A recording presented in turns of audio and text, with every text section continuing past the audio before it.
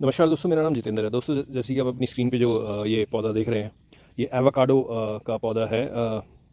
जैसे कि अभी धीरे धीरे धीरे धीरे इसका जो है जैसे ये पौधा लोकप्रिय हो रहा है इंडिया में भी, और कई लोग अब इसे अपने घर में या गार्डन है, बैकयार्ड गार्डन है, वहाँ पर उसमें इसको जगह दे रहे हैं। तो मेरे भाई हैं गांव में ही, उन्होंने भी जो है ये 2-3 पेड़ लगा रखे हैं एवोकाडो के। तो अभी ये मैंने 2-3 दिन पहले ही लगाया है ये पेड़। और देखें, करीब करीब अगर मैं इसकी कॉस्ट बताऊं तो करीब करीब मुझे 600 के आसपास, 600 रुपये के आसपास का ये का पौधा पड़ा। ग्राफ्टेड नहीं है ये, शायद बिना ग्राफ्ट के ही आता है ये। अभी धीरे धीरे जैसे जैसे आगे ये बढ़ेंगे, आगे होंगे, तो पता लगेगा कि भाई कैसे कैसे हैं, क्योंकि इसकी इन्फॉर्मेशन ज़्यादा नहीं है। अभी कुछ ही साल हुए हैं इसे आए हुए, और कैसी ग्रोथ है, कैसे इसका कितने साल में फल लगेगा, वो अभी मुझे भी कुछ नहीं मालूम है इस बारे में। लेकिन मैं काफ़ी दिनों से ढूंढ रहा था इसको, पौधे को। ये जो दोस्त है नर्सरी में, जो नर्सरी वाला जो मेरा दोस्त है, उसने ये पेड़ वो जो है आंध्र प्रदेश से अपनी पौधे लाया था। तो वहाँ से ये जो है पौधा लाया, और मैंने वहाँ से उसी से बोल दिया था कि भाई एवोकाडो को अगर कोई पौधा हो तो मुझे ला दियो। तो ये 8-10 पौधे लाया था एवोकाडो के। तो ये देख रहे हैं। तो और उसके साथ अगर आपको देख रहे होंगे तो वो ऑल स्पाइस का पौधा लगा हुआ है। ऑल स्पाइस के मेरे 2 पौधे थे। एक आप ये देख रहे हैं, गर्मी की वजह से बहुत ज़्यादा मतलब जल गया है।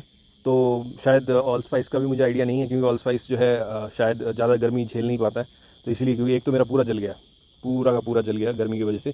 एक ये थोड़ा सा बचा है अभी नीचे, देखें ऊपर की डाली तो जो है सूख गई यहाँ तक, ये देखिए।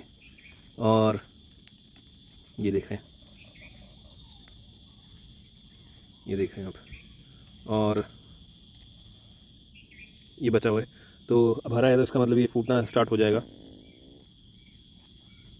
तो मैंने इसलिए पर्पसली, अगर मैं कहूँ कि जानबूझ के मैंने इस पेड़ को, एवोकाडो के पेड़ को जो है मैंने इस ऑल स्पाइस के पेड़ के नीचे लगाया, साथ लगाया, ताकि जो है ऑल स्पाइस जो है बचा रहेगा एवोकाडो की छाया में।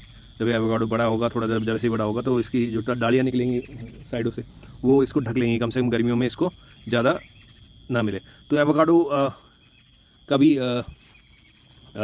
इतनी ज़्यादा इन्फॉर्मेशन नहीं है, क्योंकि एग्जॉटिक प्लांट है, और थोड़ी सी इन्फॉर्मेशन कम ही अवेलेबल है सोशल मीडिया पे इसकी भी। तो अभी मैं इसको खुद ट्राई कर रहा हूँ, क्योंकि जो मेरे भाई लगा रखे हैं उन्होंने भी कुछ ऐसा सच कुछ नहीं हो, ऐसा कोई वो खाद पानी वैसा कुछ नहीं है, वो भी बस नॉर्मल केयर में ही चल रहा है पेड़। अच्छी ग्रोथ कर रहा है उनका भी, बहुत लंबा हो गया, करीब करीब 5-5.5-6 फीट का पेड़ हो गया। ये करीब करीब आप मान लीजिए कि 3-1 फुट का पेड़ था ये, जब वो यहाँ ये लगाया है।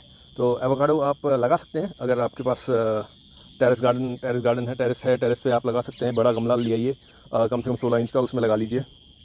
मैंने कुछ नहीं, खाद पानी अभी कुछ नहीं दिया है, अभी तो सिर्फ और सिर्फ इसको ज़मीन में लगा दिया है। अभी जितने भी पेड़ लगाए हैं मैंने अभी 4-5 दिनों में, चाहे वो चीकू हो, चाहे वो अनार का हो, चाहे वो लीची का हो, सबको जो है वो मैंने अभी कोई खाद नहीं दिया है। कि मैं करीब करीब जो है एक तो इस टाइम हुमस वाली गर्मी ज़्यादा है, तो इसलिए मैं खाद जो, क्योंकि मैं गोबर का खाद ही डालता हूँ, वर्मी कंपोस्ट। तो हालांकि वो इतना गर्म नहीं होता है इन कंपैरिजन टू डायरेक्ट जो गोबर का खाद होता है। वर्मी कंपोस्ट फिर भी थोड़ा सा जो है वो ठंडा होता है तासीर में, लेकिन फिर भी मैं जो है नहीं डालता। मैं अभी उसको जो है जो मौसम ठंडा होगा अभी करीब करीब अगस्त में, और फिर जो फ्रूट वाले जो प्लांट्स हैं मेरे, जिनके फ्रूटिंग सीजन स्टार्ट होता है, वो फरवरी या जनवरी एंड में, फरवरी फर्स्ट वीक में उनमें खाद डालता हूँ, वो वाला। तो ये दोस्तों अपडेट था एवोकाडो के बारे में। अगर इसके पेड़ के बारे में भी कोई भी इन्फॉर्मेशन अवेलेबल है आपके पास, तो प्लीज़ शेयर ज़रूर कीजिएगा। इसकी केयर कैसे करनी है और कितने साल में इसके फ्रूट आता है। धन्यवाद।